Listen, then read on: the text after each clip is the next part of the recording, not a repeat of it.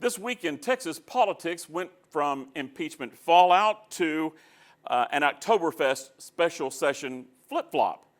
So let's find out what the headlines may be with our panel, and we'll start first. Connie Sweeney with The Highlander. Connie, what's your headline? My headline is Taxpayers Pay the Price of Politics. Phil Jankowski with the Dallas Morning News. Phil, what's your headline? Paxton's problems are not going away. And Brian Smith with St. Edward's University. Brian, what's your headline? With Paxton's political problems in the rearview mirror, state turns attention to more special sessions. Now, we got somewhat of a curveball regarding what we thought was only going to be a school choice special session in the middle of the week. Governor Greg Abbott taking a trip to New York City to talk about his migrant bus ride initiative and he gave an October special session detour to the border. And that certainly stole the thunder from the extra fallout from the Ken Paxton impeachment trial that gave us Paxton's request for payback for his time, that being suspended, got rejected. Then on Friday, the Texas Supreme Court gave the whistleblowers in the Paxton lawsuit a green light to continue their lawsuit. And Lieutenant Governor Dan Patrick gave us a mini movie providing his spin on how the trial played out. Brian, Senator John Cornyn issued a statement earlier in the week saying it's time to move on from Paxton. But can we really move on? No, we can't. He is still the Attorney General and has made it clear he's going to exercise those powers. He's still under indictment for the security fraud, and he's going to leave those friendly confines of the Capitol for a real courtroom in the future. And he's going to be a factor in the 2024 primary and general elections. Paxton's still with us and holding office and is going to be a factor. Phil, what kind of reaction do you see from the Lieutenant Governor's movie behind the scenes of the trial? What kind of reaction did you get? I mean, typical reactions. The folks on the folks on the right think that this is the interview showed him as a first-class statesman who ruled fairly. On the left, they just see it as a damage control to a lieutenant governor who showed his bias when he had his, as they're calling it, a tirade after the end of impeachment. So more of the same. Connie, are your readers in the Hill Country, are they able to move on from this thing? I feel like some of them are taking the same tack that Senator Cornyn is asking everyone to take, and that's it. Move on from the pain of this, and because there may be possibly bigger issues like the border, also what's going on with the upcoming special session. The Paxton whistleblowers are moving on, and that's not good news for Paxton because now this whole thing moves from a political trial. We're going to get a real trial, right, Phil? Yeah, this order, breaking news this morning, this order from the Texas Supreme Court basically allows the civil case against Paxton to move forward. These are all the same folks that were the centerpiece of the impeachment trial. They asked for on Monday for the court to grant them their lawsuit to move forward in a, quote, real court, and now that's going to happen. Paxton has already said that he doesn't think he'll get a fair shake in liberal Travis County. Brian, now people who didn't testify, the alleged mistress, Paxton, Nate Paul, Angela Paxton, they're going to get in the witness box, aren't they? They're going to get in the witness box. So Paxton has to decide, how do I settle this before it gets even bigger? Because the civil court is much different than the court under the dome. So he's got to be careful here, and he might just try to come up with the money.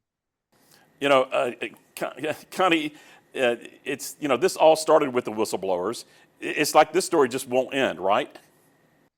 It seems as though folks are becoming a little weary, but they knew that this was coming.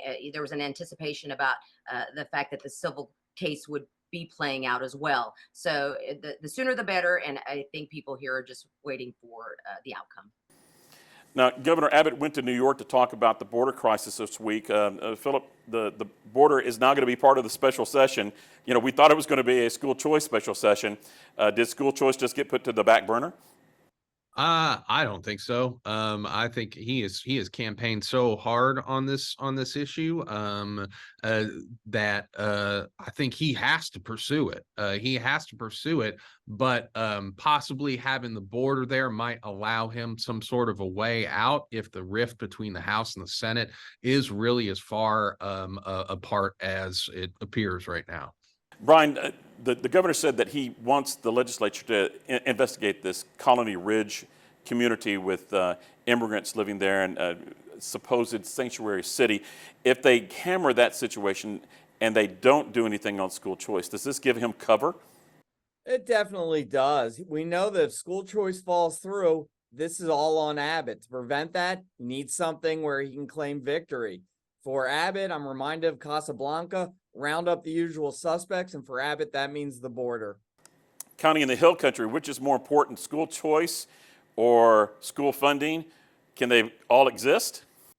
There's two schools of thought on this. On the one hand, folks here want to make sure that their teachers are well paid and their public schools also are well funded. On the other hand, there is a movement that mirrors what Governor Abbott is trying to get at. He believes as though if parents have a choice to send some of that public funding into charter schools or private schools, it may make the schools more competitive.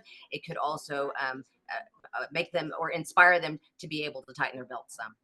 Phil, for this special session to work, there's got to be a lot of political fence mending going on. Have you seen any fence mending? I've seen a lot of burned bridges, not fence mending.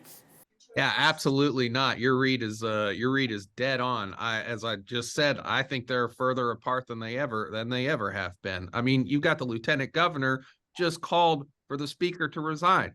I don't think it gets any worse than that as far as acrimony between the two chambers. Can it get any worse, Brian? It can get worse if Abbott calls a special session and we see gridlock, we see political failure. And again, that all falls on the Republican Party. Is there some fatigue, Connie, over there in the Hill Country of all this? Just like at the state level, we're having some of that kind of schism play out in Burnett County.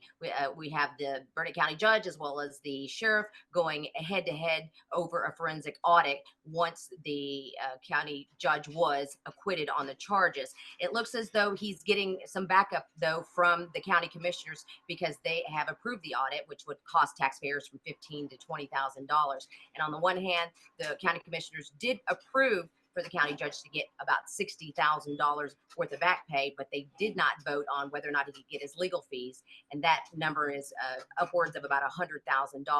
But that vote is sure to come up again, and we may see some more legal recourse in that area.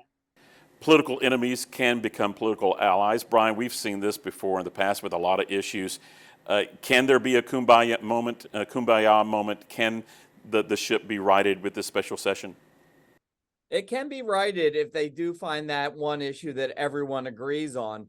But the problem with that, of course, is the issue that everyone agrees on is often more symbolic than real. So they have to really come up with a policy that everyone agrees on, because symbolic politics that people like doesn't get people fed or solve any problems.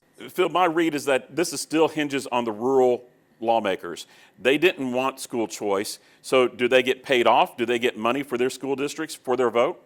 I think that's the only way that works. The question is it going to be a permanent payoff? Are they going to be able to tell folks that the funding for their school districts is secure and they're going to be able to enjoy the Friday night lights as they do every other Friday? Or is this just a temporary buy-off to get their vote? So, I mean, well, the devil's in the details. We'll just have to see what they are.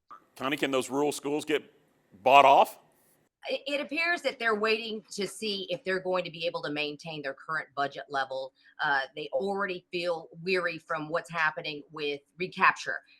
Our school districts here pay out our school districts pay out millions of dollars every year. And here is yet another possibility that they will lose funding if the school choice vote goes through.